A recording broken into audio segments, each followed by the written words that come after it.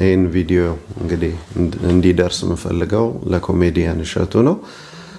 ጥሩ ነገር ተናግራል። ምንድነው ያልከው? በስድብ የሚሰበክ ወንጌል የለም ብለሃል። በጣም ጥሩ። በስድብ የሚሰበክ ወንጌል የለም፣ እውነትህን ነው። በስድብ የሚሰበክ ሃይማኖት የለም፣ እውነትህን ነው። ግን ትልቁ ጥያቄ ማን ሲሳደብ አየህ ነው። ላንተ እንዳየ እንደሰማ ቲክቶክ ላይ እንደነበረ ሰው በስድብ የሚሰበክ የለም ካልክ መጀመሪያ መረጃ እንፈልጋለን። ካንተ ምን የሚል ስንሳደብ ወይም ሌላውን ሃይማኖት ስንሰድብ ያየህበትን መረጃ። ሁለተኛ ኢብራሂም የ17 ዓመት ጓደኛዬ ነው ብለሃል አይደለም? እስኪ አሁን እዚህ ቪዲዮ ላይ እዚህ መልእክት ላይ ሁለት ስድቦችን ከብዙዎቹ አሰቃቂውን ትተን በደንብ የተዘዋወሩትን ሁለቱም ቪዲዮዎች እዚህ መልእክት ላይ አስቀምጥልሃለሁ። እሱን ትሰማና ወስደ ለኢብራሂም አሰምተህ ከዛ በኋላ ኢብራሂም ወጥቶ ልክ አንተ እንዳልከው በስድብ የሚሰበክ እስልምና የለም ብሎ ከሰራ ልክ ነው፣ ጓደኛህ ነው። አለበለዚያ ግን ምንም ማድረግ ካልቻልክ ዝም በል። መጽሐፍ ቅዱስ ለበጎ እንኳን ዝም አልኩ ይላል። እጄም በአፍ ላይ ጫነው። ክፉ ከምትናገር ህዝበ ክርስቲያኑን ከምታስቀይም አቁም፣ አትናገር። ምክንያቱም ታዋቂና አዋቂ መሆን ትልቅ ልዩነት አለው። ታዋቂ ልትሆን ትችላለህ፣ አዋቂነትን ግን አላየ ነው። ደግምልሃለሁ፣ ታዋቂና አዋቂ መሆን ልዩነት አለው። ሁለተኛ በቲክቶክ ላይ ያልተላኩ ናቸው አሁን ያስቸገሩናል። ማን ያላከው? ቤተክርስቲያን ያላከቻቸው። ቤተክርስቲያን ላከች ማለት ደሞዝ ከፍላ የላከችው ብቻ ነው የቤተክርስቲያን አገልጋይ ነው አይደለም? በቲክቶክ ላይ ምን ያህል ነፍሳት እንደሚድኑ ስለማታውቅ በቲክቶክ ላይ ያሉ ወንድሞች፣ አባቶች፣ እህቶች፣ የጉባኤ መምህራን ያሉት ቲክቶክ ላይ ተጋፍጠው መጥተው መስዋዕትነት እየተሰደቡ እየተነቀፉ የሚያገለግሉት ካህናት፣ ሊቃውንት፣ ወጣቶች የሚሰሩትን በገንዘብ ልትተምነው አትችልም። በስልጣን ልትተምነው አትችልም። ምክንያቱም ቦታው ላይ የለ። ጥሩ ልብ ሰጥተዋል። እዛው ምግባርህን እየሰራ እየታዘዝክ ለእስልምናውም ለክርስትናውም እየታዘዝክ እሱን ቀጥል። በማታቀው ጉዳይ ላይ ግን ጀስም በል። መዝሙር 140 እንደዚህ ይላል፣ አቤቱ ለአፌ ጠባቂ ያኑር። መልእክቴን ሳጠቃልል አንተ ምንድነው እነዚህን የስድብ ቪዲዮዎች በግራና በቀኝ አለህ። ዛሬ በተራ አንተ ተቀርጸውና እሱ ይናገራል። በስድብ የሚሰበክ እስልምና የለምና ሙስሊም ወንድሞቼ ክርስቲያኖችን የሰደባችሁ አምላካቸውን የሰደባችሁ አቁሙ ካለልህ ጓደኛህ ነው። የ17 ዓመት ፍቅር እስኪ በአንድ ደቂቃ ቪዲዮ ይላክ። ሁሉ ጊዜም ባልንጀርነት በመከራ ቀን ነው የሚታወቀው። ሁለተኛ ደግሞ ካንተ ቪዲዮ እንጠብቃለን። ምን የሚል በስድብ እኛ የሰበክንበት በስድብ የተሰበከውን ወንጌል የተሰበከውን እምነት ወይም እስልምናን የተነቀፈበትን አንድ ጋጠወጥ ቪዲዮ እንድታመጣ ፈልግልኝ። እሱን ስታመጣ እኔ ራሴ ወጥቼ ይቅርታ ጠይቃለሁ። አለበለዚያ ግን በመከራ ላይ ያለን ህዝብ፣ ከቤተ ክህነት የሚጮህለት አባት ያጣን ህዝብ፣ እረኛ ጠባቂ የሌለውን የከፋውን ህዝብ የባሰ አንጀቱን አትበጥስ። የተናገርከው ንግግር ሐሞት ይበትናል። ማንኛውም ከዚህ በኋላ ምንም አትናገር። አዋቂና ታዋቂ መሆን ልዩነት ስላለው የኢብራሂምን ቪዲዮ ግን እንጠብቃለን። ቸር ሁን።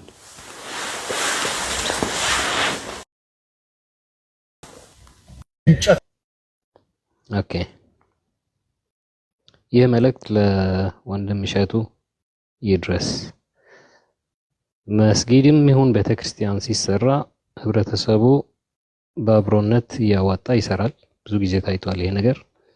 በእስልምና ግን ቁርአን ይህን ነገር ይፈቅዳል ወይ የሚል ጥያቄ እንጠይቃለን።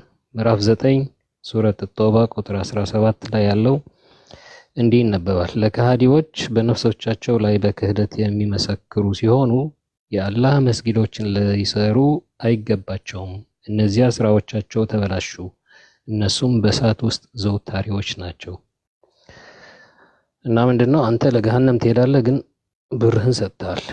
አላህ በዚህ አይደሰትም። እና ይሄ መጽሐፍ አብሮነትን ይጋብዛል።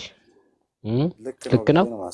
አዎ፣ ምክንያቱም እንደ እምነቴም እኮ አንተ በእምነትህ ውስጥ ያለውን ትክክል ነኝ እና ሰዎች መስጊድ ስትሰሩ እነሱ ብራችሁን ሰጡ ነው ብራችሁን አንፈልግም ሃይማኖታችን አይፈቅድም አትሉም?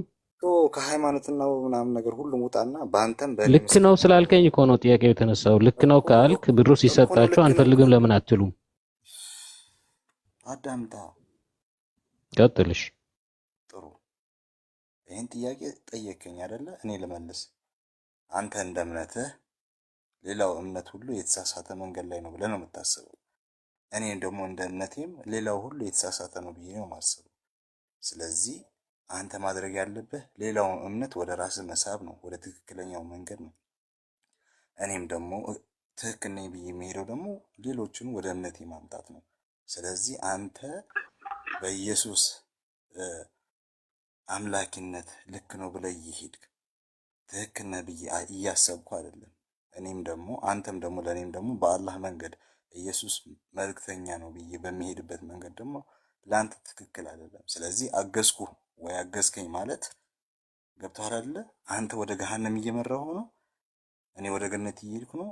ለአንተ ደግሞ አንተ ወደ ገነት እየሄድክ ነው፣ እኔ ወደ እሳት እየሄድኩ ነው። እያገዝከኝ ነው ማለት እኮ ነው። ይሄ ቀላል ነገር እኮ ነው። እሸቱ ጋር ምናምን ጋር የሚደርስ ነገር አለ። እንደራስህ አስብ። የምታወሳስበው አንተ የሆነ ክርስቲያን መጥቶ መስጂድ በምትሰራበት ጊዜ ቢያግዝህ ሙስሊሙ ወንድሜ ሃይማኖቱን እንደፈለገ ይተግብር እኔም አግዘዋለሁ እያለ ነው እንጂ እና አንተ ክርስቲያን መሆን አለብህ እያለ አይደለም። ቁርአኑ ግን ምንድን ነው የሚለው? ገሃነም ሊገቡ ከተወሰናላቸው ሰዎች ብር አትቀበሉ ነው ባጭሩ። እገዛቸውን አያስፈልጋቸውም ነው። ይሄ አብሮነትን ያጠነክራል ወይስ ጥላቻ ያመጣል ነው? ተራው ሙስሊም እኮ ይሄን ላያውቅ ይችላል። ተራ ክርስቲያኑም ይሄን አያውቅም። ስላነበብከው ነገር እኔ እውቀቱ የለኝም፣ ግን እንደ ኖርማሊቲ ይሄው ቁርአን እየተነበበልህ። ቆይ አንዴ። ከዛ በፊት ስለምንድን ነው እያወራ ያለው? እያወቅኳል አይደለም፣ ነገርኩ እኮ እኔ ቁርአን ብዙም ይቅርታ አበላዛ እንደራሳችን እንሄድና ሰላም። እዚህ ላይ ግን አይ ልጠይቅህና ወንድሜ፣ አሁን ስለ እሸቱ የተላከው መልእክት ምንድን ነው? እሸቱ በአንድ ወቅት ብር አሰባስበዋል አይደለ? ለመስጊድ ማሰራ ሐራም ነው ማለት ነው አይደል? ተገቢ አይደለም። ለምን ከተባለ የሰራው እኮ የአላህን ቤት ነው። ክርስቲያን ሊያደርጋችሁ ወይ ደግሞ ቤተክርስቲያን አይደለም ያበረታታው፣ የአላህን ቤት የእናንተን ቤት መጥቶ ስለሰራላችሁ ስላገዛችሁ ብቻ ከእሱ አትቀበሉም። ለምን? እሱ ካፊር ነው፣ የካደ ነው። የካደ ሰው ገንዘብ የአላህ ቤት አይሰራበትም ነው ቁርአኑ ያለው አይደለ? ላይ አሁን ይሄ ምን መሰለ፣ አብዛኛው ጊዜ ሙስሊሙ ማህበረሰብ ላይ ያለው አስተሳሰብ በክርስትና ያለ ሰው አብዛኛው ከመጠጥ ጋር ከሐራሞች ጋር ብር ንክኪ ያለው ተብሎ ነው የሚታሰበው። እንደዛ ከመጣህማ የሚሰራው ሰው ለምሳሌ በራሱ አቅም አንድ ሙስሊም ማሰራት ቢፈልግ የሆነ መስጊድ ባለጥበበኛው ክርስቲያን ማለት አልገባኝም። ከመጠጥ ጋር ከምን ጋር ንክኪ ያለው ብለህ ነው የምታስበው? ለምሳሌ አንድ ክርስቲያን ደሞዝ ይቀበላል፣ የመንግስት ሰራተኛ ነው። መስጊድ ማሰራት ይችላል? አይጠጣም። አሁን መጠጣቱን ተወው፣ መጠጥ ሽጧል ለሚያመጣው ሰው ጋር እኔ እንደዛ ብዬ አላስብም። እኔ ማለት አላህ ግን እንደዛ ነው የሚለው። አላህ ግን እያለ ያለው እንደዛ ነው። እሱ ለሙእሚኖች ነው። አሁን አላሙዲን አይቻልም ይባላል። ፈትዋ ሲሰጥበት። ለምን ከተባለ ሙስሊም ነው አላሙዲን የማይችለው መጠጥ ስለመሸጥ ምናምን ትላላችሁ ፈትዋ ሲሰጡ። እኛ ግን አሁን ይሄ አንድ የመንግስት ሰራተኛ እንደው ደሞዝተኛ ለመስጊድ ማሰሪያ ብሎ 1000 ብር ወይ ደግሞ 20 ሺህ ብር ቢሰጥ ካገኘው ከደሞዙ ላይ አትቀበሉትም። ለምን? የአላህን ቤት ማሰራታችን ለማንተ ካፊር ነህ። እሸቱ መጠጥ ሽጦ አይደለም ብሩ ነው ያመጣው፣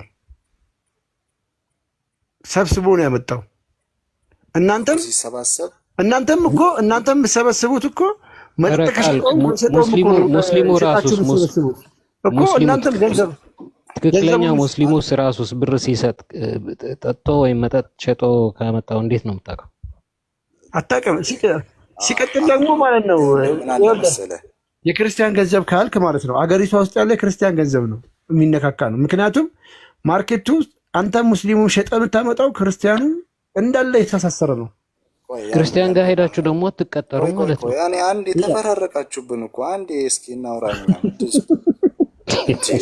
ተቀባበላችሁብን እኮ መጀመሪያ አንድ ነገር ይዘን እንሂድ እንጂ ምን አለ መሰለህ የሚያግዘው ሙስሊሞች ላኩት። አንድ ሙስሊም ላስገባለት። ወይ ሰላም እየሰማኸኝ ነው? ምን አለ መሰለህ ተረኩል አውራ ኦኬ ምን አለ መሰለህ አሁን ለምሳሌ የሙስሊሙ ገንዘቡ ሳይነካካም ወይ ላልከው ነገር አዎ ሊነካካ ይችላል። ግን አሁን እንደ እምነት መሰረት ያ ሰው ገነት ያስገባዋል ብሎ ነው የያዘው። ስለዚህ ምህረት ይደረግለታል በሚሰራው ወንጀል በሚሰጠው ነገር። ገብቶሃል አይደለ? ምን ይሆናል? አማኝ ስለሆነ ጌታውን ስላመነ ምህረት ይደረግለታል። ያ አማኝ ያልሆነው ነገር ግን ክህደት ውስጥ ያለ ሰው ነው፣ ጌታውን ያላመነ ሰው ነው። ገብቶሃል አይደለ? አሁን ቅድም እኮ ጠቅሶት ነበር። እኔ አሁን ይሄን ሐሳብ እንደ ቁርአን ሳይሆን እንደ ኖርማሊቲ ስለማየው ነው። ለምሳሌ አሁን አላሙዲ ተከልክሏል። አንዋር መስጂድና በኒ መስጂድ እኮ ከፒያሳ መርካቶ ላገናኝላችሁ ብሎ ነበር። አይሆንም አለው። ለምንድን ነው ሲባል ብሩ የሐራም ብር አለው ተብሏል። ገብቶሃል አይደለ? ይሄ ማለት ደግሞ ምን መሰለህ አንድ ክርስቲያን አማኝ ያልሆነ ሰው ብር ቢሰጥ ለመስጊድ ገብቶሃል አይደለ? ምናልባት ንክኪ ይኖረዋል ተብሎ ስለሚታሰብ ነው፣ ሌላ ነገር አይደለም። ኧረ አይደለም ባባ አንዴ ልጨርስ። እኛ እስኪ አሁን የእሱ ፈትዋ ነው የአላሙዲን ፈትዋ ነው ሐራም ምናምን እኛ እያለን ነው የአላህ ቃል ቁርአኑን እንፈታለን። እሺ ቁርአኑ ምንድን ነው ያለው እኮ እየሰማሁ እኮ ከቁርአኑም ጋር ማያያዝ ስላለ እኮ ይሄን እኔ አውስ አይችልም በሚለው ተስማምተናል አይደል? በቃ እኔ እኮ ምን አለበት በጨርስ እኮ ምን አለበት? ቆይ እሺ ጨርስ። እዚህ ጋር ሆነብኛል ነገር ምንድን ነው ትርጉሙ ነው? አይ እዚህ ጋር ሆና የምትመልሰው መልስ የሆነ እኛ ተፍሲር የምናውቅ ሰዎች ነን። ይኸውልህ ሸረህ የምናውቅ ሰዎች ነን፣ ተፍሲር የምናውቅ ሰዎች ነን፣ መዛሃቦችን የምናውቅ ሰዎች ነን። አራቱ መዛሃብ ጠንቅቀን ሁሉን የሚያነበብን ሰዎች ስለሆነ የሆነ የሚወራ ወሬ ለዛ ሊኖረው ይገባል። ዝም ብሎ ለሚገኝ ሰው የሚሰከሰውና እኛ አሁን ለእኛ የምትመልስልን መልስ ነስስ ለምንድን ነው መሰከስ የሚሆነው? እየነገርኩህ እኮ ነው ትክክለኛ ያለበት ምክንያት አንተ እንደምትለው እንደዚህ ይሆናል አይደለም። እሱ አማኝ ነው አልኩ። ያልዳነ ሰው ከሃዲ መስጊድ መስራት አይችልም ነው ያለው። በቃ አለቀ። ከተፍሲራቶች የሚሉት እንደዛ ነው። ምንም አይነት ኤክስፕላኔሽን አይሰጡም። ይኸውልህ ከሃዲ አንተ መስራት ማትችልበት ምክንያት ልንገርህ። ብር ከየት ከሃዲ ነኝ በቃ ነው አይልም እንደዛ። እስኪ ማስረጃ። እሺ ማስረጃ። የትኛው መፈሲር ነው የትኛው ኪታብ ነው እንደዛ ተብሎ የተጻፈው? ማስረጃ ስጠን። አንድ ኪታብ፣ አንድ ሐዲስ፣ አንድ ሸርህ ሱረቱል ተውባ። እሺ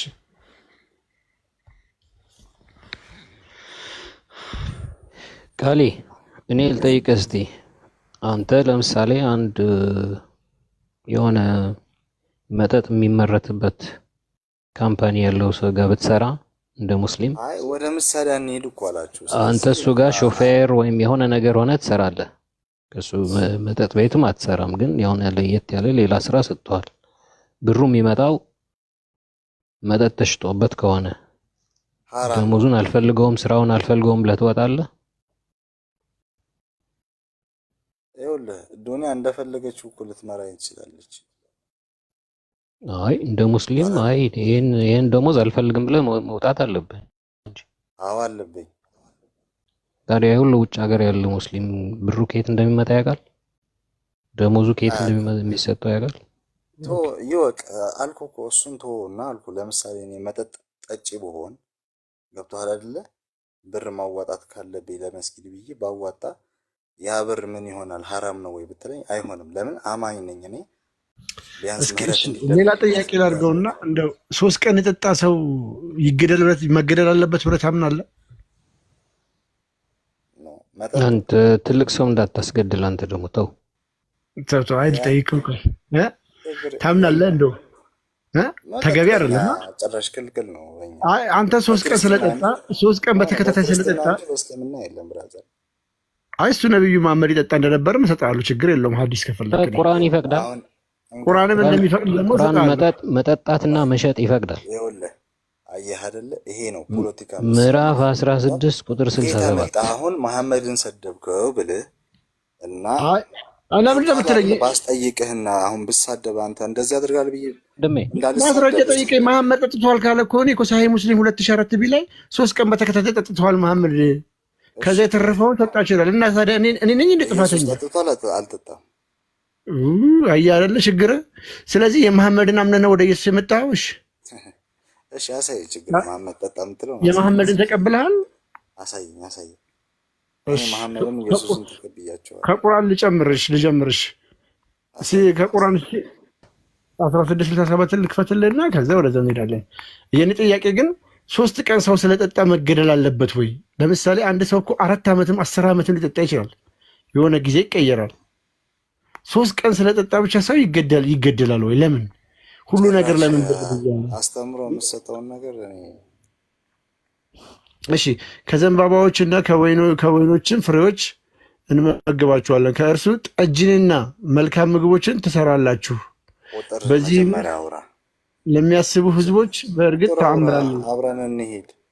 1667 ምንድን ነው? ሱረቱል ምንድን ነው? የንብ ምዕራፍ። እሺ የንብ ምዕራፍ ላይ ቁጥር ስንት? 67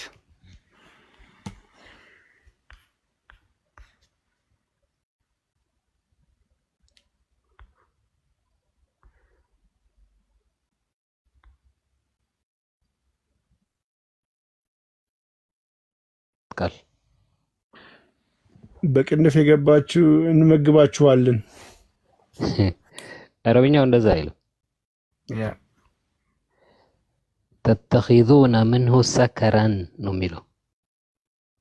ስካርን ከሱ ትወስዳላችሁ። ስከሩ ነው ግን እኔና ሀሳብ ደግሞ ትወስደው ኢንቶክሲኬሽን ይላል። ያ ግን አንተ 3 ቀን ሰው ስለጠጣ ለምን ይገደላል? ሰላምዬ አስተምሮ በቂ ትምህርት ሰጥቶ ከአሁን ወዲያ እንዳደግም ሁለተኛ ብትጠጣ መባል ይቻል ነበር። አይደል ነው የህይወት ጉዳይ አይደለም። ለምንድን ነው በመግደል የሚያምነው? እስልምና ሁሉን ነገር መፍትሄው መግደል ነው። መፍትሄ የሚሰጠው ግድያ ነው። ሃርድ ነው፣ እርምጃ ነው። አንድ ሰው ሊጠጣ ይችላል። ጠጣ፣ ዛሬ ጠጣ፣ ደበረው ምናምን ነገር ማለት ጠጣ፣ ተገረፈ። ሁለተኛም ጠጣ፣ ተያዘ፣ ተገረፈ። ሶስተኛም ጠጣ፣ ተያዘ፣ ተገረፈ። አራተኛ ላይ ግን ከያዙት ይገሉታል። ሞት ነው ፍርዱ ማለት ነው። እንዴ ሰው 3 ጊዜ ብቻ አይደለም 303 ጊዜ ሲጠጣጥቶ ሊመለስ ይችላል። በንስሐ ጊዜ ይፈልጋል።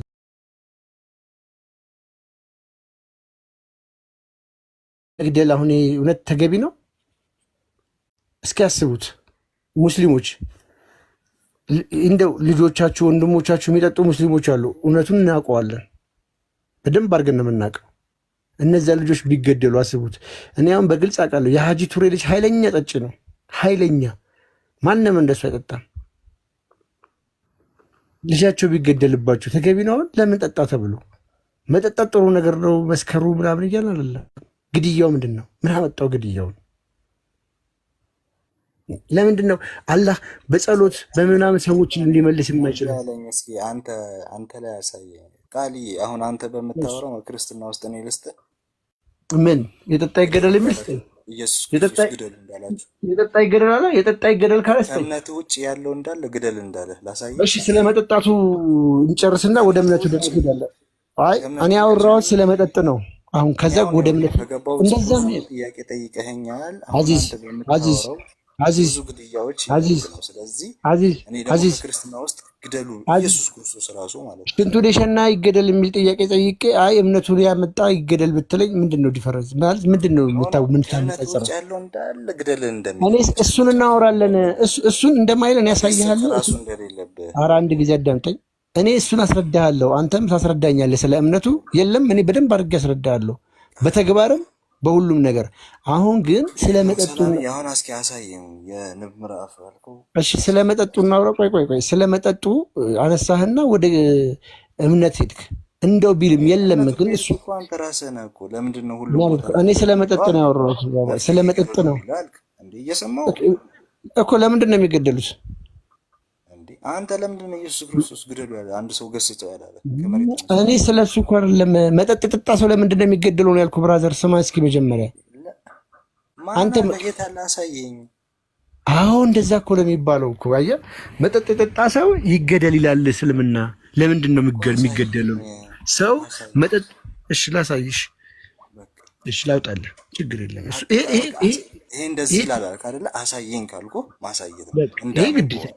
ይሄ ግዴታ ግን ክርክር ነው የምንገባው። ችግር የለም። አዎ ልክ ከሆነ ግን መከፋፈል ከሆነ ግን አሳየኝ በቃ ምንም ይሄ ትክክል ነው። ይሄ ተገቢ ጥያቄ ነው። ማሳየት ይጠበቅብኛል። ማሳያለሁ። እያወጣሁ ነው፣ በቪዲዮ ከፍቼ ነው ማሳይ። ለዛው ትልቁ ላይ ሆን ዴቫ እሺ ላውጣውና ሆናለሁ። መክፈት የሚችል የለማ። ምናልባት እውነት ከቻለ ለማውጣት ቅድም እያሳየ ነበር። እውነት እያለ እንዴ አሪዜ ብሮ እውነት እኔ ደግሞ እውነት ስትል እቺ እኮ እውነት ህልም እያየች ያለችው አለ ነበር። ሰባተኛው ዓለም ላይ ሄዱ ይሆናል። እሷማ ሰባተኛው ዓለም ነች።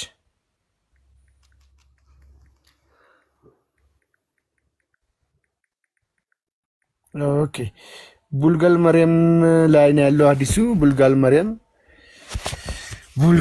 እሺ ልክፈትልህ ልደግ መጀመሪያ ትላለህ። ሳታድግ ነው እንደ የምትነጻጸረው እንዳትሉ ጋይስ፣ ሳታድግ ነው እንደ ንጽጽር የጀመርከው እንዳትሉ። አስተፍሩላ አልጋ ላይ ሆነ እንግዲህ አስበው ይታያል።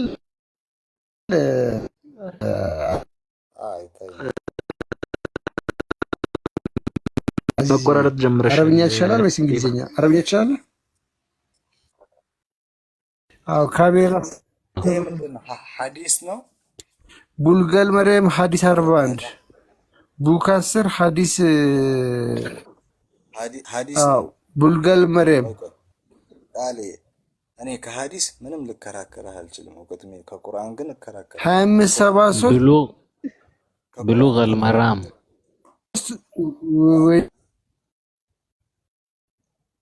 ደግሞ ቡልጋል መርየም ትላለህ። ለኦዲየንስ ምን ይላል መሰለህ? ቁርአን ውስጥ ነው ወይ ሙአዊያ ነው። ሙአዊያ ራህ ናሬትድ ዛት ዘ ሜሴንጀር ኦፍ አላህ ሴድ regarding the one who drink alcohol, if he drink for the first time, flog him. ምን አለ? ግረፈው። then if he drink for the second time, flog him. then if he drink for the third time, flog him. አሁንም then he drink for the fourth time, you should kill him.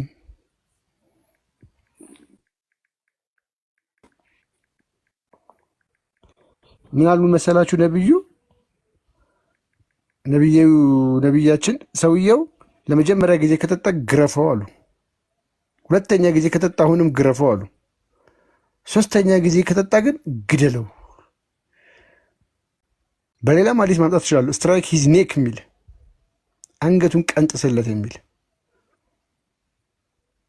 እንዴት ነው እስልምና መግደልን መፍትሄው ያደረገው? ለሁሉ ነገር ግድያ መፍትሄው እንዴት ሊሆን ቻለ? የሁሉ ጊዜ ጥያቄ ነው።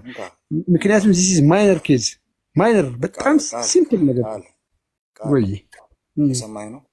አሁን ለምሳሌ ይህንን ኪታብ ማመንም አለማመንም የራሴ ምርጫ ነው። ገብቶሃል አይደለ? ኪታብ ይሄ አንተ ሀዲሶች የሚባሉት ነገር ምንድን ነው? የሰው ልጅ ማብራሪያ የሰጣቸው ናቸው። ገብቶሃል አይደለ? እነዛ ማብራሪያቶች ደግሞ እውነትም ውሸትም የተዘበራረቁ ናቸው። ስለዚህ አንድ ሰው መተቸት ማለት ይሄ ውሸት ነው። ቡልገል መሬም ውሸት ነው። አዳምጥ። ቡልገል አንዴ አዳምጥ ዝም ብዬ ማለት አዳምጠኝ። እኔ ምንም አትጠይቀኝ። በቃ አልፈልግም። ምንም አይነት ሀዲስ አልፈልግም። እሺ ዘ ላይፍ ኦፍ መሐመድ። እሺ ዘ ላይፍ ኦፍ መሐመድ ጠይቀኝ እስኪ አንዴ አዳምጠኝ። መጀመሪያ ምንድን ነው የማልጠይቀው? ቁርአን እንዴ እየነገርኩህ እኮ ነው። እንደዛ ከመጣህ አንተ ተአምራ ማርያም ምናምን ነገር የምትለው ብዙ ነገር አወጣልሃለሁ። ኧረ አምጣልኝ አምጣልኝ። ኧረ ተው በእናትህ፣ እኔ አላወራም እንደዚህ ብዬ። ለምን ክብሩን የነብይነት ክብርም እኔ ዝቅ ማድረግም አልፈልግም። በአፌ እንደዚህ አይነት አላወራም። ግን አንብበው፣ ቁጥርና አንቀጽ እሰጥሃለሁ። ገብቶሃል አይደለ? አንድ ሰው ኧረ በእናትህ ቁርአን ውስጥ ነው አሁን የምትተቸው። በነገራችን ላይ ስህተት የሆነ ነገር ብታመጣ ራሱ ያ ስህተት ያንተን ትክክል አያደርግልህም። የክርስትና መሳሳት እስልምናም ትክክል አያደርግልህም። ክርስትና ይኸውልህ መቼም ትክክል ሊሆን አይችልም። ምክንያቱም ማን እንደጻፈው እንኳን አይታወቅም። ብራዘር አሁን ለምንድን ነው አሁን ይሄ ሲቀስ ሲሰቀጥጥ ኧረ ማን ጻፈው አይታወቅም ስላለ ቁርአን ማን ነው የጻፈው? ጸሐፊዎች ይታወቃሉ። የቁርአን ጸሐፊ ይታወቃል ብለዋል። እንደዛ ይታወቃል። ጭራሽ አይታወቅም ብሏል። እነማን ናቸው የሚታወቁት? የቁርአን ጸሐፊዎቹ ንገረኝ። እና አቡበከር ናቸው። የት አለ መረጃ? አቡበከር ጻፈው አለለ ምን ላይ አውጣ። አሁን ቁርአኑ አንቀጹን አላልኩም። ሌላ ጊዜ ላመጣልሽ ነገ ጭራሽ በቁርአን አረ ሪከርድ ወይኗ ስራሽን መቼም ሰርተሻል ብዬ አስባለሁ። ሌትስ ጎ ወደ ቶፒኩ። ሱናን ኢብን ማጃ 25 ይሄ ጥሩ ነገር ነው። አዲስ ነገር እንማር። ቁርአን የጻፈው ማን ነው? አቡበከር። ማስረጃው ምንድነው? ቁርአን ላይ እንደዛ የሚል ተጽፏል። ቁርአን ላይ ነው ያለው። ለጊዜው አላዘውም። የቁርአን ነው ይዞት ይመጣል ሌላ ጊዜ። በጣም ማለት ታሳዝናላችሁ። እናቴ ትሙት። አረ በጣም እንጂ አንተ ያ ይጠይቃል እንትን ይላል። ወደ ሌላ ሀሳብ ትሄዳለህ። ወደ ሌላ ሀሳብ ትሄዳለህ። እስኪ መጀመሪያ ይሄ ለብዙ ወደ ሌላ ሀሳብ ሄደው አብደላጅ ራስህ ነህ ከአላህ ውጭ ያለው አላህ ቃል አይደለም። እንዶች ሙሉ በሙሉ መመለስ አትችልም። አብደላጅ ትልቁ ችግሩ እኮ አፍኖ የሚይዝህ እንድትጠቀም የሚያደርግህ ያ ነው። ነገር ያካተተ ነው። ቁርአን ሁሉም ነገር ያካተተ ነው። ስለዚህ አንተ ትችል። እሺ ጸሐፊዎቹ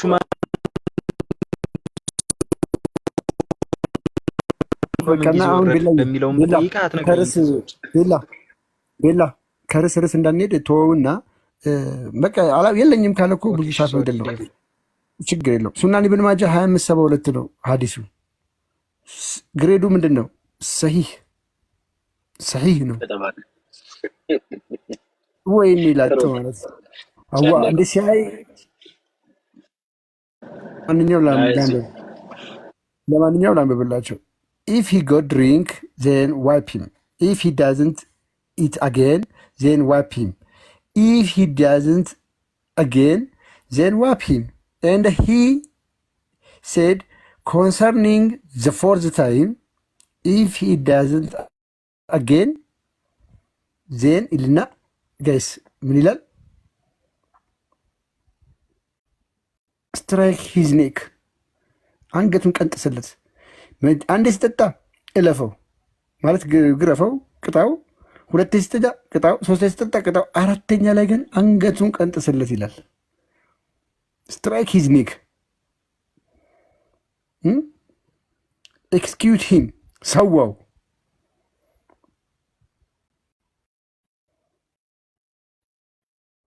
ጋይዝ መጠጥ ለጠጣ ሰው አንገት መቁረጥ መፍትሄ ነው? ለምንድን ነው እስልምና ሁሉ ነገሩ የሚጸናው በገጀራዊ ነው እንዴ? መጠጥ ለጠጣ ሰው መጠጥ እኮ እንጠጣው 3 ጊዜ ጠጣ ተብሎ ሰው እኮ እንደው 3 ዓመትን ሊጠጣ ይችላል። 3 ዓመት ትንሽ ነች። እንደውም 20 ዓመት ጠጭ የነበረ ሰው እኮ ሲቀየር አይተናል እኮ። ይጸለይለታል ወይ ደግሞ ማለት አላህ መፍትሄ አይሰጥም ማለት ነው። ይሄ ሰዎች እኮ እንደዚህ አይነት ነገር ውስጥ ለገቡ ሰዎች መንፈሳዊ መፍትሄ የላቸውም ማለት ነው። ውጭ በዱዓ በጸሎት ምናምን ነገር ሰዎች ሊመለሱ አይችሉም ማለት ነው። በመግረፍና በመግደል ተገረፈ ግደለው፣ ተገደህና ፈርተህ የምትኖርበት እንጂ ወደኸውና እሱ ረድቶህ የምትስተካከልበት አይደለም። ለምን በጸሎት በመንፈሳዊ ነገር ሰውን ለምን አይመለስም? ፎር ኤግዛምፕል እኮ ብዙ ሱሰኛ የነበሩ ሰዎች ጸበል ገብተው ገዳም ሄደው ራሳቸውን ቀይረው ምን ብለው ከዛ የእግዚአብሔር አገልጋይ ሆኖ እናገኛቸዋለን። ለአመታት ጠጥተው አንዴ ሁለቴ ሶስቴ አራት አይደለም ለአመታት ከዛ ምርጥ የእግዚአብሔር ዕቃ ሆነው ያገለግላሉ። እግዚአብሔር ይቀይራቸዋል። አላህ መቀየር ስለማይችል ታርደዋል ማለት ነው።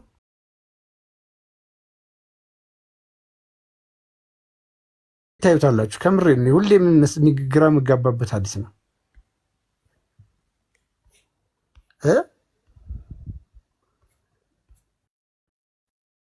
ካለህ እንደዚህ አይነት ነገር እንዴት ታሰባል? ዲቫ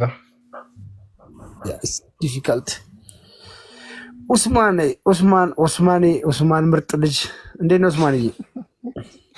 ቀባኝ፣ በደንብ አድርግ ቀባኝ። ቀባ ላድርጋ ችላል። ቀባኝ ያለ ልጅ ይመችሽ። አይ ከምር ስለምትመቸኝ እኮ ነው። እየተንቀጠጥከኝም ትመቸኛለህ ሲል ደግሞ በቃ አይ ታመዛዘንና ደግሞ ዩኒክ ትሆንብኛለህ። ስግጥ ሲሉብኝ ነው አንዳንዶቹ አሉ ስግጥ ብሎ በቃ መቼም በቃ የማይፋቱ እና ትንሽ ያራዳ ልጅ ነሽ። ትመችኛለሽ። እንዴት ነሽ? አለው አባቴ፣ እኔም ትመችኛለህ በጣም ግግም የምትያት ነገር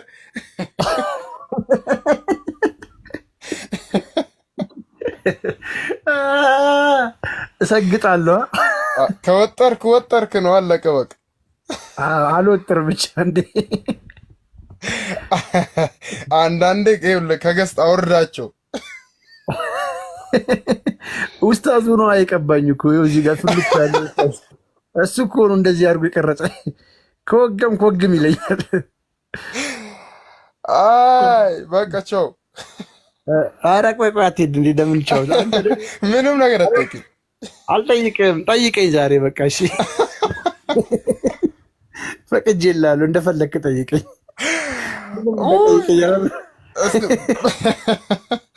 በራሴ የሆነ ነገር ንገረኝ እስኪ ስለ አንተ ሃይማኖት። እሺ እነግርሃለሁ። ኧረ ምንም ጣጣ የለውም። አንተ ጥያቄ ካለ ጠይቀኛለህ፣ ግን እኔ ልንገርህ። የእኛ ምንድን ነው አሁን ትልቁ መሰረታዊ ነገር ልዩነቱ የእግዚአብሔር ልጅነት ላይ ልንገርህ። የእግዚአብሔር ልጅ ከእስልምናና ከክርስትና የምንለያይበት ዋናው ፖይንት እስልምና የእግዚአብሔር ልጅነትን አይቀበልም በተአምር። ያ ነው ትልቁ ዋናው ልዩነቱ። ውጪዝ እኛ ደግሞ እግዚአብሔር ልጅ አለው ስንል ሴክሹዋል ሪሌሽን እኛ እንደምናደርገው እንደዚህ አይነት ልጅነት ሳይሆን ከአብ የተገኘው ቃሉ። አሁን ለምሳሌ ክርስቶስ በስጋ ከመገለጡ በፊት ቅድመ ዓለም የነበረ ነው። ቅድመ ዓለም ከመፈጠሩ በፊት የነበረ ፈጣሪ ነው። እሱ ይሄ ፈጣሪ ቃል ነበረ፣ ከአብ የተገኘ እንግዲህ በአብ ልብነት በወልድ ቃልነት በመንፈስ ቅዱስ ትንፋስነት ነው የምናምነው ማለት ነው። ያ ከአብ የሚገኘው ቃሉን ወልድ ብለን እንጠራዋለን፣ ልጅ ብለን እንጠራዋለን። ያንን ነው ልጅ የምንለው። ይሄ ልጅ የምንለው ደግሞ ቃሉ ዓለማቱን ሁሉ የተፈጠሩት በሱ ነው። አካላዊ ቃል ነው። በዘመናት በኋላ ይሄ ቃሉ በስጋ ተገለጠ ብለን እናምናለን። የእግዚአብሔር ልጅ ነው ስንል ምንድን ነው? ከአብ የተገኘ ነው ለማለት ነው እንጂ ሴክሹዋል ሪሌሽን ተደርጎ የተወለደ ነው ብለን አናምንም። እና የእግዚአብሔር ልጅ መሆኑን ከተስማማን ደግሞ የሰው ልጅ ሰው ነው የሚሆነው፣ የአንበሳ ልጅ አንበሳ ነው የሚሆነው፣ የአምላክ ልጅም አምላክ ነው የሚሆነው። ስለዚህ ክርስቶስ አምላክ ነው ማለት ነው። ቁርአን ደግሞ ይቃወመናል። ይህንን ምን ብሎ ለእሱ ሚስት የሌለችው ሲሆን እንዴት ልጅ ይኖረዋል? ስለዚህ ሚስት ስለሌለው ልጅ የለውም ብሎ ነው ቁርአን የሚያስበው። ይሄ ግልጽ ነው። በሌላ ደግሞ ክፍል ይመጣና ለአራህማን ልጅ የለውም እንጂ ለአላህ ልጅ የለውም እንጂ ቢኖረው ለልጁ የመጀመሪያ ተገዢ እኔ ነበርኩ በላቸው ይለናል። አዎ ልክ ነው። ስለዚህ ልጅ ቢኖረው ግን ይገዛው ነበር ነቢዩ መሐመድም ለልጁ ለአላህ ልጅ። ስለዚህ የአምላክ ልጅ አምላክ ነው የሚለውን ቁርአንም ይስማማበታል፣ ክርስትናውም ይስማማበታል። ምን ላይ ነው የተጣሉት? ሚስት ሳይኖረው ልጅ የለውም የምትሉ አፓርት ነች።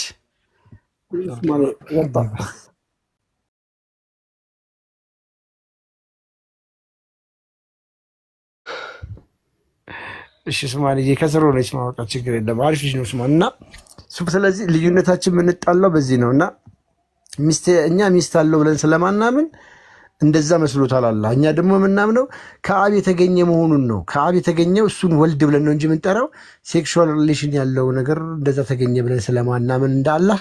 ይሄ ነው ልዩነታችን። ስለዚህ ኦፍኮርስ እንደዛ ከሆነ የእግዚአብሔር ልጅ ከሆነ ክርስቶስ ዋይናት ለምንድን ነው አምላክ የማይሆንበት ምክንያት? በዚህ ኮንቴክስት መሰረት ይሆናል። አይ ቁርአኑ ደግሞ ሌላ አይነት አይዲዮሎጂ ካለው እኛም አንለውን ነው የሚለው። እኛ የማናቀውን የማንለውን የትኛውም ክርስቲያን እግዚአብሔር ሴክስ አድርጎ ልጅ ወለደ ብሎ የሚያምን አንድም ሴክስ አላውቅም አለ። ሰላም ምናልባት በታሪክ የምታውቁት አለ? በየትኛውም አይደለም በድፍረት መናገር የምንችለው በድፍረት እሱ የሚቀርብ አይደለም እንዴ? ኤግዛክትሊ በድፍረት በቃ ደረቴም ሞልቼ የምናገረው ሰው እስልምና ብቻ ነው እንደዛ የሚያስበው። ሁቺዝ የሆነ የተሳሳተው ነገር አለ።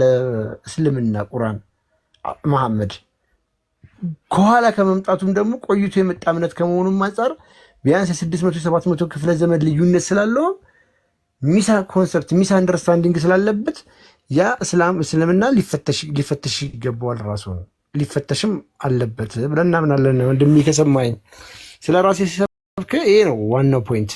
ይህንን ከተቀበልክ ኦልሬዲ በቃ ሌላው ነገር እዳው ገብስ ነው አይደለ? ዴጋይስ ወይ ሁለት የቁርአን ክፍሎችን በደንብ እናያለን። ኢምራን ሶስተኛው ምዕራፍ ነው 3:42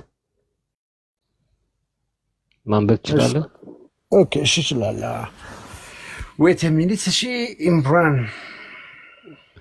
አማርኛው ባንተ ስለሚያምር ጭራሽ በእኔ ያምራል። ኢምራን ስንት ነው? በአንድ ልጅ ስለሆነ ጉዳይ እያወራን አንተ አማርኛ ትችላለህ? ርዕሱ ሳይሆን ለሱ ግድ ያለው የኔ አማርኛ አለመቀላጠፉ ነው። ኢምራን ስንት ነው? 42 አሊ ኢምራን ሶስተኛው ምዕራፍ ነው 42 ኦኬ። አላህ እንደወለደ አሁን እናያለን። ሙስሊሞች ግን አይቀበሉትም። አስተፍሩላህ። አዎ right now you're gonna see it right now 3:42 ድገምልን እስኪ ድገምልን። አሁን ምዕራፍ 3 ቁጥር 42 እያነበብኩት ነው። ነው መላእክትም ያሉትን አስታውስ። መርየም ሆይ አላህ በእርግጥ መረጠሽ አነጻሽም፣ በዓለማት አላህ በእርግጥ ምን መረጠሽ አነጻሽ። መረጠሽ የምትለዋን ያዙልኝ። እሺ ቀጥል። አነጻሽም 4 ነጥብ። ስለዚህ አላህ ለመርየም ምን ብሏታል? መርጧታል፣ አንጽቷታል። በዓለም ሴቶች ላይ መረጠሽ። ከዓለም ሴቶች ሁሉ እሷን መርጧታል። አዎ እሺ 39:4 39:4 ኦኬ 39:4 አላህ ቢፈልግ ኖሮ ይላል። ሚስትና ልጆች መጫወቻ ኖ 39:4 እሺ 4 አላህ ልጅን መያዝ ለፈለገ ኖሮ ከሚፈጥረው ውስጥ የሚሻውን ይመርጥ ነበረ። ምን ይል ነበረ? ከሚፈጥረው ውስጥ የሚሻውን ይመርጥ ነበረ። ቅድም ግን መርጧታል መርየም። 4 ተገባው። እርሱ አሸናፊ አንዱ አላህ ነው። ኦኬ አሁን ለመርየም መጥቶ ወንድ ልጅ ትወልጃለሽ ያላት በቁርአን ማን ነው? ጅብሪል ነው። እንዳትሳሳት፣ ቁርአን ጅብሪል አይልም። መንፈስ ነው የሚለው። የማን መንፈስ? አላህ። ፊኒሽ። አስተግፊሩላህ ላዚም። ከዛ በኋላ ከመንፈሳችን ነፋን። አንድም ቦታ ጅብሪል መልአክ ተገለጠላት የሚል የለም ቁርአን ውስጥ። ያቺ በብልቷ በመንፈሳችን ነፋንባት ስለሚል መንፈሳችን ነፋን ነው የሚለው። በብልቷ ነው ደግሞ የሚለው። አዎ መርየም እና የኢሳ መረገዝ መወለድ የሚጠቅሱ ጥቅሶች በሙሉ ሩህ ነው የሚሉት እንጂ ጅብሪል የሚል የለውም። እነሱ ናቸው ጅብሪል የሚከቱት። ስለዚህ አላህ ቢፈልግ ይመርጣል አለ። ማንን እንደመረጥን ደግሞ አየን። መውለድ ቢፈልግ ከፍጥረታቱ ይመርጣል። መርየምን ደግሞ መርጬሻለሁ ምንድነው ሌላው ደግሞ እስጠፋሃ ወጠሃራሃ ንጹህም አድርጓታል። መጨረሻውም ኢሳውን ደግሞ እንዳይሰቀልበት ወደ ራሱ ወስዶታል። ንብረቱን ሰበሰባለ። ቃሉ ነዋ፣ መንፈሱ ነዋ።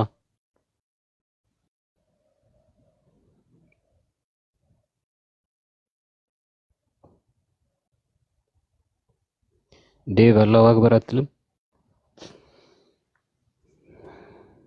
ተክቢር ተክቢር። እንደው አላህ ወልዶ ገንፎ እንኳን ሳላበላው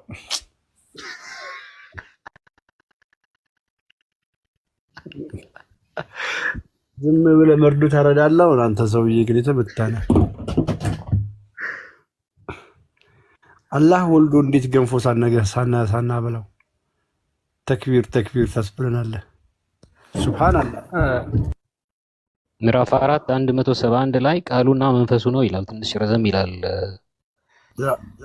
አያው ግን ወደ መርየም የጣልኳት ቃል እና ከመንፈሴ የሆነው ነው የሚለው ኢሳን እና ኢሳ የመርየም ልጅ አባቱ ማን ነው ሲባል አሁን ማን ይሆናል? ድገሙ እስኪ አንዴ ሰላም። አላሁ አክበር። ኦኬ አንደኛው 3 ምዕራፍ 3 42 ነው። እዛ ጋር ምንድነው? ኦኬ ሁለተኛው አሁን ያልኩት 4 ምዕራፍ 4 የሴቶች ምዕራፍ 171 አላህ እኮ የሆነ ቀን ተናዶ ነበር በኢሳ። ምዕራፍ 5 17 ላይ ይላል አላህ ቢፈልግ ኢሳን በገደለው ነበር ይላል።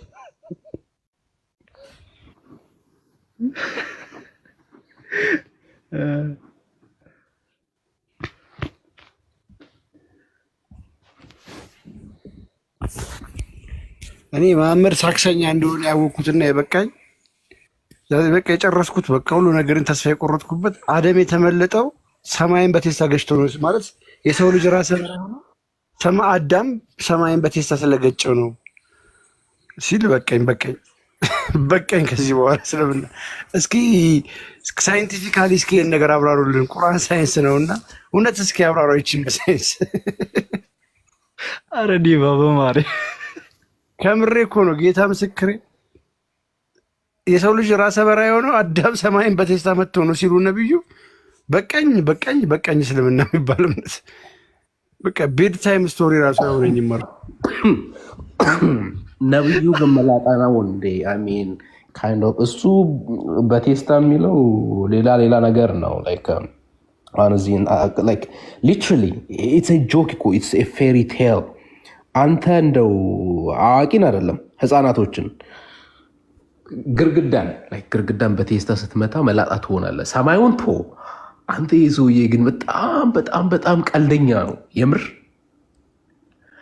ተከታዮቹን ያውቃቸዋል። አክቹዋሊ ጭንቅላታቸው ማሰብ እንደማይችል he totally understand them። ጦርነት የብሎንድ ቸከስ ትፈልጋላችሁ ወይ ብሎ ጎረምሶችን የሚያዋጣ ሰውዬ ጭንቅላትህ የተመለጠው ሰማይና አዳም ሰማይን በቴስታ ስላለው ነው። what kind of fairy tale is this? በኢየሱስ አንተ ሰውየው ግን የተመታ ነው ጌታን። ሙስሊሞች ይሄን ያክል ጅል እንደሆናችሁ በጣም ንቋቸዋል ሰውየው።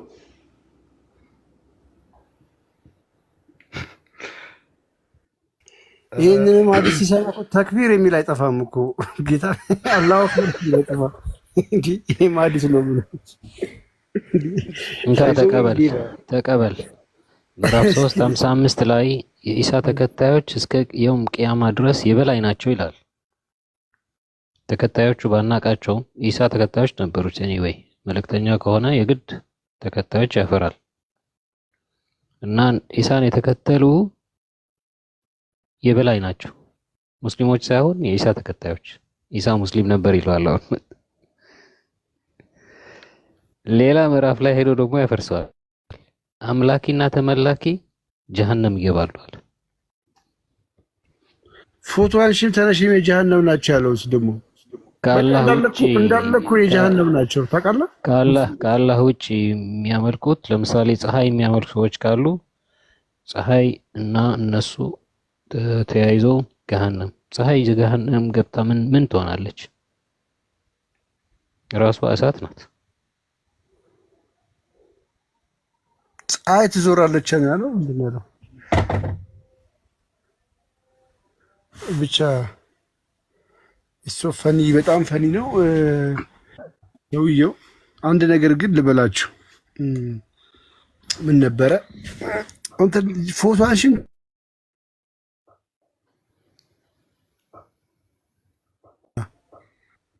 ፎቶ የሚያነሳ ይገባሉ ልትል ነው? አዎ ስዕል ሳይም ተሳይም ማለት ነው። ስዕል በእስልምና ክልክል ነው። የጋሃድ ናቸው ብሏል መሐመድ። ስለዚህ አሁን ጉርድ ፎቶ የሌለው የለም መቼም። መታወቂያ፣ ፓስፖርት፣ ድራይቪንግ ላይሰንስ ምናምን ይሄ ሁሉ ነገር እንዴት ነው የሚሰሩት? ያለሱ ይሆናል። ይሄንን እኮ በጉልበታቸው እኮ ሐራም እኮ ነው። የጀሃነም ነው እንደዚህ የሚያደርጉ ሰዎች ነው የሚለው።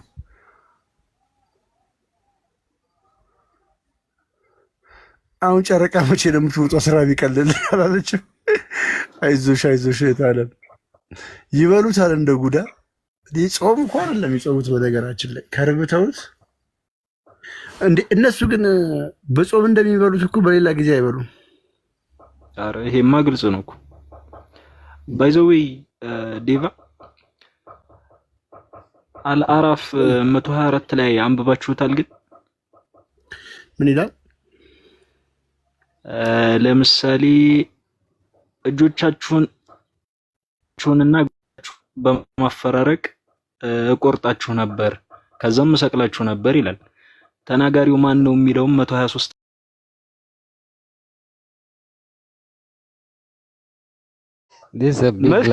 ቆይ ሰላም አንዴ አሰበው። ክሩሲፊክሽን የመጣው ኢቭን በጣም ፐርፌክት አድርገው የተጠቀሙት እኮ ከ6 ቢሲ በኋላ ላይ ሮማኒያኖች ናቸው፣ ሮሜኒያንስ ናቸው በደንብ ፐርፌክት አድርገው ክሩሲፊክሽንን የሰሩት ማለት ነው። ይሄ ማለት ከሙሴ ስንትና ስንት ዓመተ ምህረት በኋላ ማለት ነው ይሄ ነገር ክሩሲፊክሽን ራሱ የመጣው። አሰበው በዛን ጊዜ ፈርዖን ግብጽ ላይ መስቀል የሚባለው ነገር ይታወቅ ነበረ ተብለ ስትሰበክ እንዴት ነው? አይ መሐመድ ማለት በዛን ጊዜ የሰማው የነበረውን ታሪክ ቅንጭብጭብ እየሰማ እዛ ላይ እንዳስገባው ሞር ግልጽ ነው። ምንም እንትን የሚል ነገር የለውም። አሜዚንግ የሆኑ ሐዲሶችን አምጡና ትንሽ እንትን እንበለበትና ሐዲሳቶች አሁን በጣም እንትን የሆኑ ሐዲሳቶች አሉ። ላይክ ጎ ሄድ ቢኒ እንኳን ደህና መጣ ወንድም። ቀጥል ዴቫ። እሺ ቢኒ ያለ እንዴ? አግኝቼው አላውቅም። ስራ ላይ ነው ብዬ ከሆነ ብዬ ቢኒ ያለህ ኡስታዙ ሼኩ ላሽ ብሏል። ተውት በቃሽ። ከዛ ምን አፕን ይሆንላችኋል መሰላችሁ ጋይስ? እኔ የነብዩ ሰሃባ ዝንጀሮ ማለት ነው ዝሙት ሰርታ አሰባችሁታል? ዝንጀሮ ዝሙት ሰራችና በድንጋይ ይወግሯታል ዝንጀሮቹ። እንግዲህ ዝንጀሮ ዝሙት ሰርታ በድንጋይ ዝንጀሮቹ እየወገሯት፣ የዝንጀሮቹ መውገር አይደለም የሚገርመው፣ የሰውየው በመንገድ ላይ እያለፈ አይቷት አብሮ መውገር ጀመረ። ከዛ ምንድነው ሲባል አይ ዝንጀሮዋ ዝሙት ስለሰራች እየወገሯ ስለሆነ ለዛ ነው አብሬ መውግራት አለ። እኛ ጥያቄ አለን እዚህ ጋር። እንዴት አወቀ ዝሙት እንደሰራች? ነው የዝንጀሮ ቋንቋ ይችላል ነብዩ ወይ ሰሃባው? የዝንጀሮ ቋንቋ ይችላሉ ወይንስ ዝንጀሮዋ ባሏን ያውቀዋል? ከሌላ ወንድ ጋር ስተኛ ቂጧ እየተከተለ ነበረ ሲያየት የነበረው። ኦኬ ባለ እነሱ ያ ሌላ ደግሞ ትልቁ ፍጡር እኮ በህግ ነው የሚቀጣው። ያ ትልቁ ፖይንት ደግሞ የተወገረችው ሴቷ ነች። ወንዱ አይወገርም ማለት ነው በዝንጀሮ ህግ ቢኖር ራሱ ዝንጀሮ እንደዚህ እንደምደም አስገባው። እስኪ ከተቻለ ልጅ አለ መሰለኝ አንድ ሙስሊም ልጅ አለ አስገባውና እሺ እኔ በጣም ነው በቃ የሚገርመው እኔ እነዚህን ሐዲስ አሳይ እና ምንድነው ምን እየተካሄደ ነው ወደ ዴቫ እዛው ላይ የያዘውና የዝሙት ካነሳኸው ትቀጥያለሽ። የዝንጀሮዋን ዝሙት ማሜ የሴት ነገር አያስችለውም ታውቃለህ። ቀሚስ በጣም ወዳጅ ነው። አህያውን ሴት ትፈልጋለህ ወይ? ጥያቄ ነበረኝ ትመልሱልኛላችሁ? እንመልሳለን። ጠብቂና እንዴ። ሶስት አምላክ ነኝ አምልኩኝ ያላችሁ ቃል በቃል አሳዩኝ። አረ ወደ እኔ ጥያቄ አልመልስም። እዚህ የዝንጀሮዋን ታሪክ ላይ ልዝናናበት እንዴ? ለየት ይችላል። አንድ ጊዜ እኔ ስለቸው ማነግሩኝ። ቆይ ዝንጀሮ እንዴት ነው ዝሙት የምትሰራው? እቴ አላቅም። የኔን ጥያቄ መልሱልኝ። በቃ እስኪ እሱን እኛም ለማወቅ እየጣረስ ነው። ለምን ታርገሽ? አይ ዛሬ ጥያቄ እናስተናግድም። መጀመሪያ እኛ ዝንጀሮዋን ሳናቅ እንዴት ነው ጥያቄ እናስተናግድ እንችላለን? ሚዩት አድርጊ። ቀጥል። እውነትዬ ዋሪ ናችሁ። ወላሂ ምንም ጥያቄ አመልሱም። ሁሌም እንደዚህ ትሉኛላችሁ። በየቦታው ገባል ታች ትሆኝና የዝንጀሮዋን ታሪክ ትሰሚያለሽ። ቀጥሉ። አልሐምዱሊላህ ወጣች። ኦኬ ረሸኝቻታለሁ። እንደዚህ ቀልድ አላውቅም። እሷን ከሸኛት የቀረው አንተ ትጠየቃለህ። እንስሳት ለፍርድ ይቀርባሉ በአላህ በእስልምና? አሮን ነው። ኦኬ ምዕራፍ 6:38 እንዲህ ይላል፣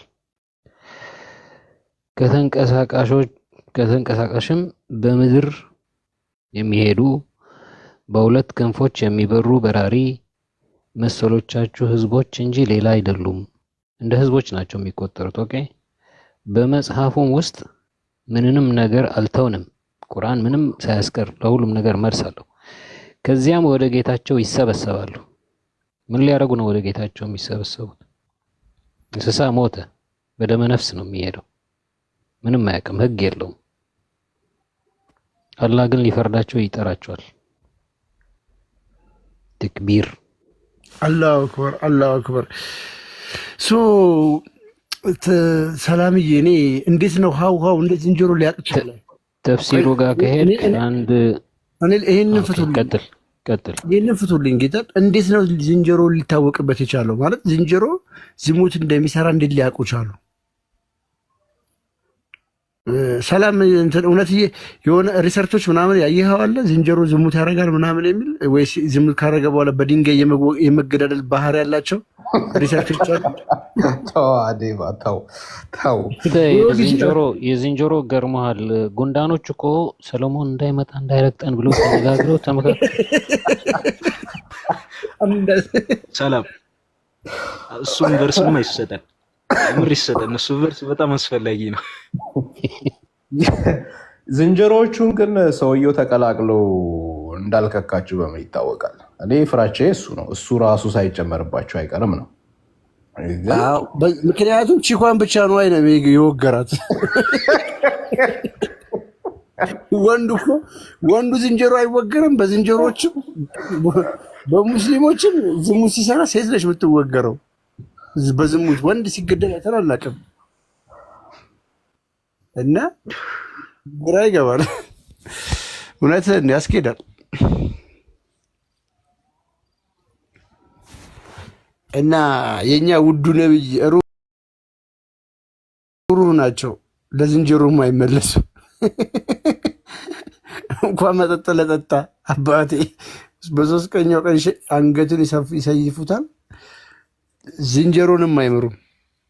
እኔ ጥያቄው ዴቫ ላይክ ለሰው 4 አግብቶ ከ4ቱ በተጨማሪ የጭንገረድ የምንላቸውን እነሱን ሰብስቦ አስቀምጦ ከነሱ ውጭ ከሄደ ነው አይደለ ላይክ ሊያገባ።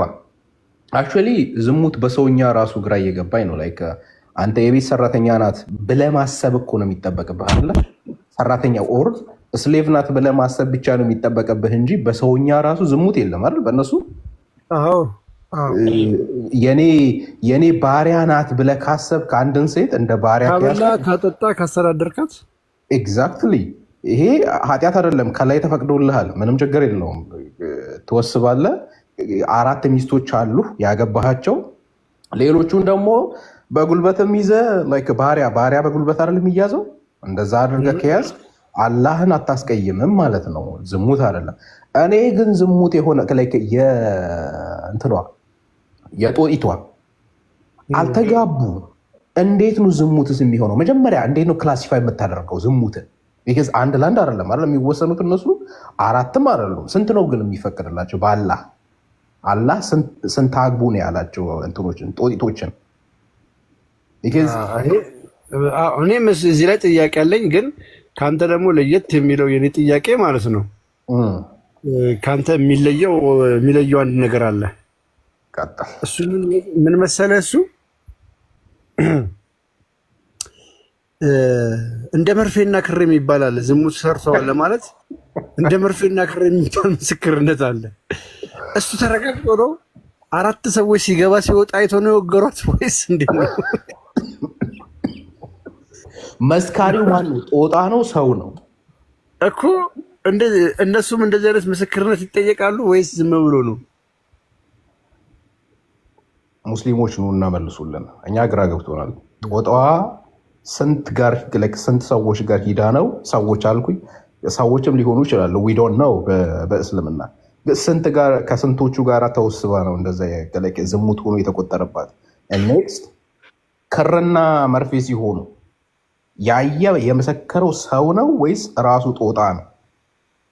የጦጣ ቋንቋ የሚሰማ ማን ነው? መሐመድ ሙስሊሞች ትሰማላችሁ? አይ ዶንት ኖ። የተደበቀ እኮ ሚስጥር የሆነ እንትንም ሊኖር ይችላል። ዴቫ አናውቅም። ለእኛ ያልነገሩን ሙስሊማት ምዕመናን የምታውቁትን ነገር ኑና አሳውቁን።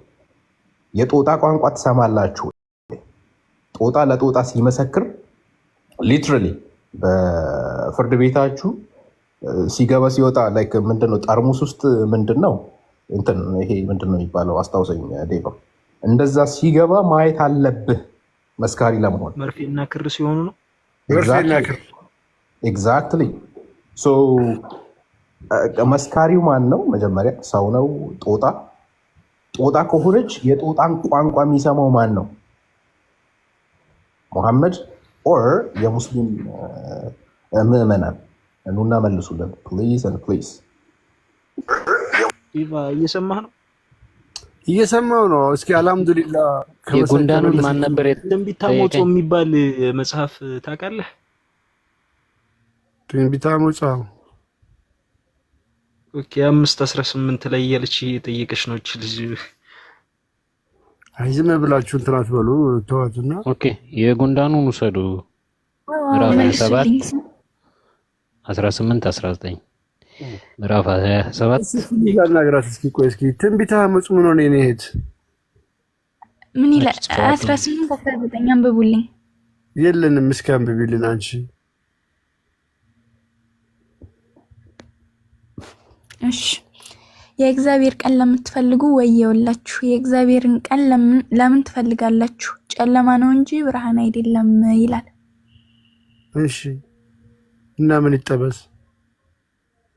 እና ጨለማ ነው። ሃይማኖታችን ጨለማ ስለሆነ ወደ ብርሃን ነው፣ ወደ ኢስላም ነው። ኦኬ ኢስላም ብርሃን ነው።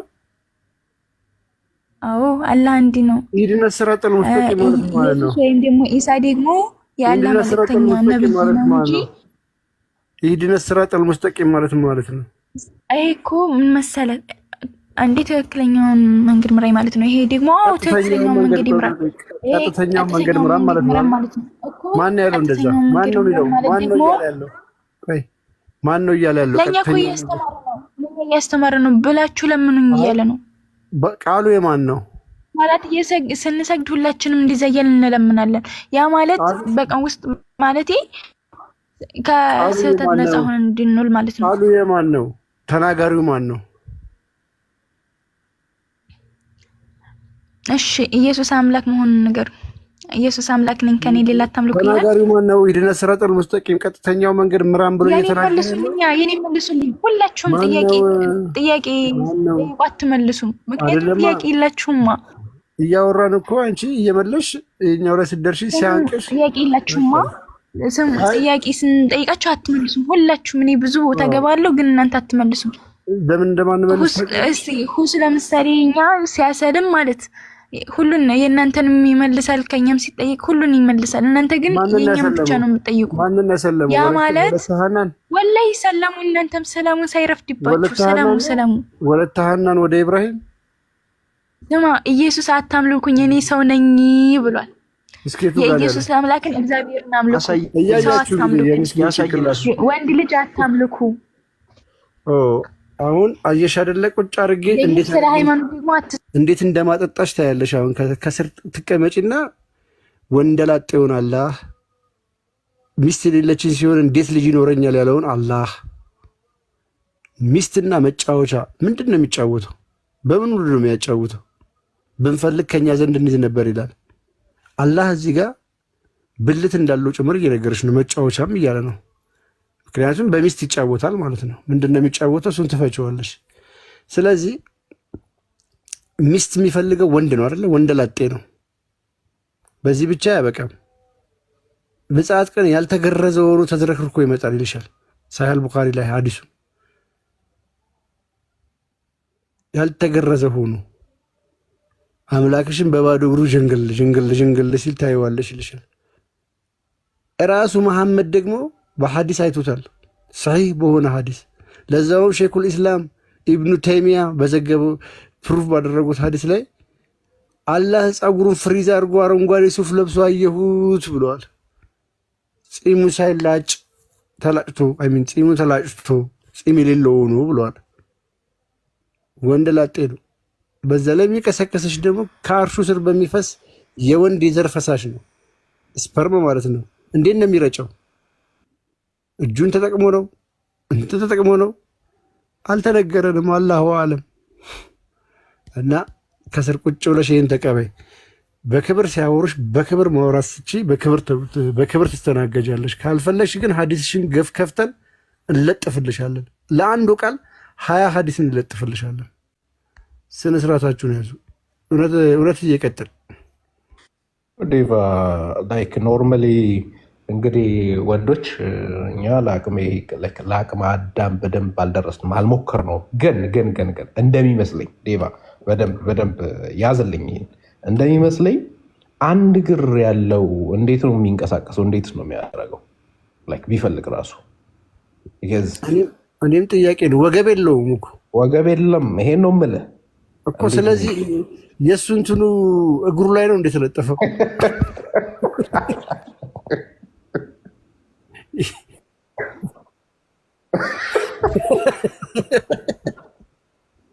ከባድ ነው። እንዴት ነው የሚንቀሳቀሰው? ሲወርድና ሲወጣስ ያስጠይቃል እኮ።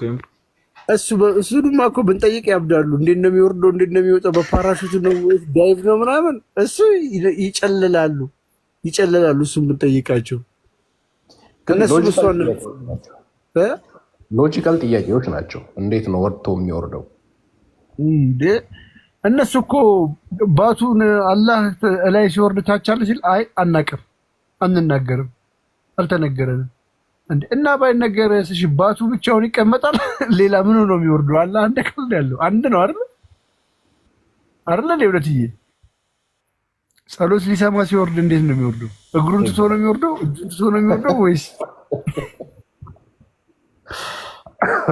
ዋው ሙስሊሞች ኑና መልሱልን። ብዙ ጥያቄዎች አሉ፣ ግን ከጦጢቷን ጀምር። ጦጢቷን በደንብ አድርጋችሁ መልሱልን። ዝሙት እንዴት ጦጣዎች ጋር ዝሙት የሚባል ዲፊኒሽን እንዴት ኖረ?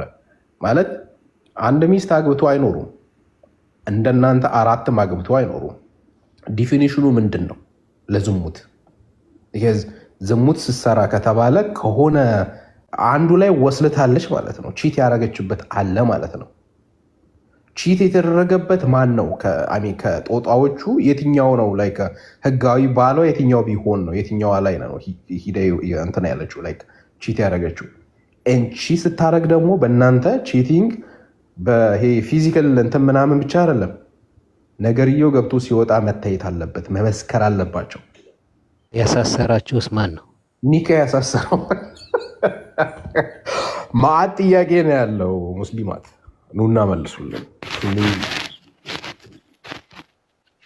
ሰላሚ ይመች።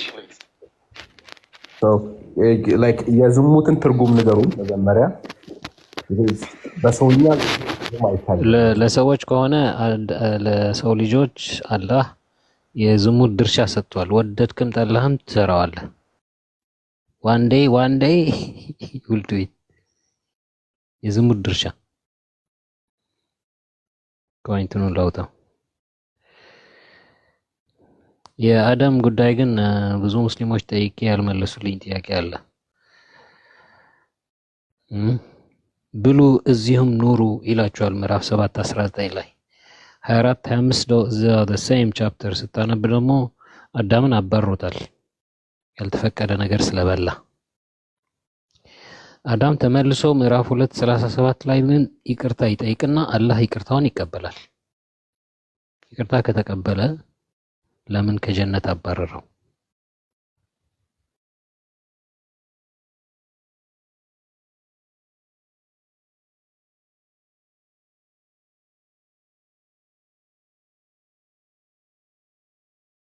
እኮ ነገሮች እንዲቀል ለሰጠለ የሆነ ቀቀጫታ የሚመስል ነገር አለ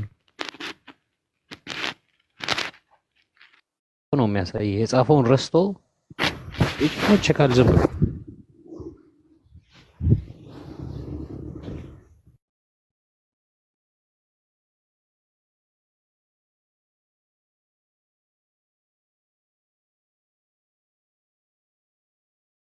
ዲቫ እንዴት ናቸው? እና የሆነች እዚህ ጋር ቪዲዮ እየሰማሁኝ አንድ ሰንበት ትምህርት ቤት የተማረች ሰለመችና መጽሐፍ ቅዱስ ስታነብ ምዕራባዊያን አላለችም። ቪዲዮ ግን ዲቫ አይቼዋለሁ። ምዕራባውያን ስትል እኮ እኔ ያንን ቪዲዮ አይቼ ነበርና ቅድም ገብቼ ላይቭ ላይ ስታወሩ ሳይ ገርሞኝ እያየኋት ነበር እና ምንም እንዳልተማረች ምዕራባውያን ልታየው። አረ በጣም ተመችቶኛል። ምስራቃውያንም ይምጣልን እያልኩ ነው እኔ። ኡስታዝ ሰላም እንዴት ነው ኡስታዝዬ? ደህና ዋላችሁ? ደህና አደራችሁ?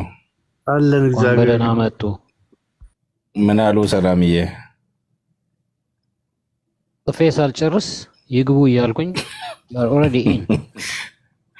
አሁን አንተ የጠየቅከውን ትናንትና ጠይቄ እየሳኩ ነበር እኮ። ይሄ የአዳም ነገር እኔ ሁሉ ይገርመኛል። ይቅርታ ጠየቀ ሰውየው፣ አላህም ይቅርታ ሲጠይቅ አላህ ይቅር ብሎ ተቀበለው እና ጀነት ገባ። እኛ እንዴት ወደዚህ መጣን እለዋለሁ። ይቅርታ ሳይጠይቅ በፊት ብዙ ሺህ ዓመት ምድር ላይ ኖሮ ብዙ ልጆችን ወልዶ ልጆቹም ተራብተዋሉ። ከዛም በኋላ ነው ይቅርታ የጠየቀው አላለኝም። ሰላም እሷን በርስ ግን ተፈልነታች መረጃ የለም። የአዳም ነው የፈለከው ወንድሜ? እሺ 7:19 7:24 እስከ 25 እና 2:37 አሁን ወንድማችን ጎበና እየተናገረው ያለው ሐሳብ እዚህ ጋር ይገኛል። ቀጥል ወንድሜ ጎበና። ስለዚህ አዳም ይቅርታ ሲጠይቅ ምድር ላይ ብዙ ነው የቆየው፣ ብዙ ልጆችም ወልደዋል። ስለዚህ አላህን ይቅርታ ጠየቀው፣ መሐሪ ስለሆነ ማረው አለ። እሺ እኔም ጥያቄ ልጠይቅ ያልኩት ምን አይነት አባት ነው ልጆቹን ጥሎ ወደ ጀነት ተመልሶ እኛም ፍዳ ላይ ጥሎን የሚሄደው? አዳም አባታችን ነው ለምን ትላለህ ታዲያ? ጥሎ ሄደዋል አልኩት። ከዛን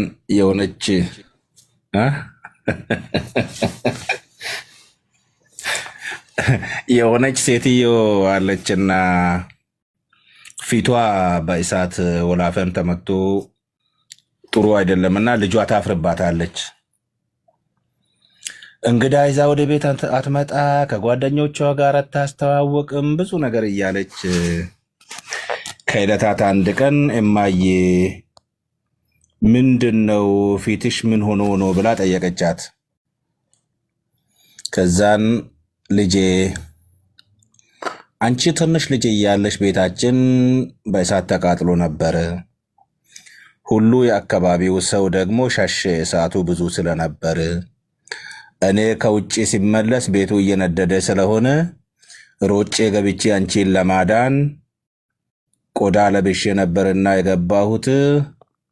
አንቺን ታቀፌ ሲወጣ ነው እሳቱ እንደዚህ የመታኝ ብላ ስትል ከወደደቻት በላይ ወዳ በፊት ያፈረችባትን ያክል እየተሸማቀቀች ይቅርታ አርግልኝ እናቴ፣ ብዙ ጊዜ ሳፍርብሽ ነበር ብላ አለቻት።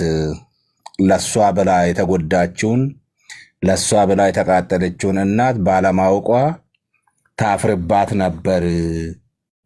ስለዚህ እናንተ ሙስሊሞችም እናት እንኳን ለልጇ ስትል ይሄንን ዋጋ ከከፈለች የፍጥረታችን ሁሉ መገኛ የሆነው አዳም እንዴት እኛን ጥሎ ጀነት ገባ? ስለዚህ አዳም አባታችን ልባል አይገባም በእስልምና አልኩት። እንደዚሁ ተረቱንም ተናገሬ ምሳሌውንም ተናገሬ ማለት ነው። እና አዳም ይቅርታን ጠይቆ ወደ ጀነት ሲመለስ አላህም ሲመልሰው ልጆቼን አይልም? ልጆቼ ምድር ላይ ስንት ዓመት ሙሉ ተንከራትቼ ያገኘሁት ልጆቼ አይልም? ሹልክ ብሎ ይገባል ሰው። እንደነሱ አስተምህሮ የትኛውን ለመሸሽ ነው እንደዛ ያሉቱ? አዳም ይቅርታ ተደርጎለት ወደ ጀነት ተመልሶ እኛ እንዴት ወደዚህ መጣን የሚለው ጥያቄ እንዳይነሳባቸው እኛ ከተራባን በኋላ ነው አዳም ይቅርታን ጠይቆ ወደ ጀነት የገባው አለ። እሺ እንደዛ እስከሆነ አላህ አዳምን ይቅር አለው። እኛ ባልሰራነው ነገር ለምንድን ነው ምድር ላይ የሚቀጣን? ባልሰራ ነው ስል አዳም ለሰራው ስህተት እኔ ይቅርታ አልጠይቅም አለኝ። ሙሳው እኮ ይመለከተኛል። ኸየብተና ወአክረጅተና ምን አልጀና አንተ አቡና ወላኪን ኸየብተና አዋረድክን ወአክረጅተና ምን አልጀና አለ። ከጀነትም አስወጣህን አለ። ሙሳ ጀነት ነበር ብዬ ጠየቅኩት። በጀነት ነበር። አስወጣህን ስል ጀነት ነበር። ተፈጥሯል ሙሳ በዛን ጊዜ። ከዚህም ሊያመልጡ አይችሉም። መጨረሻ ላይ ልጁም ወጣ፣ እኛም ወጣን። የቁርአኖቹ እርስ በርስ መገጫጨት ፈኩላ ምንሃ እስኩን አንተ ወዘውጁከ አልጀና ፈኩላ ምንሃ ረገደን ሀይቱ ሽእቱማ ወላ ተቅረባ ሀዚህ ሸጀራ ነው ያለው።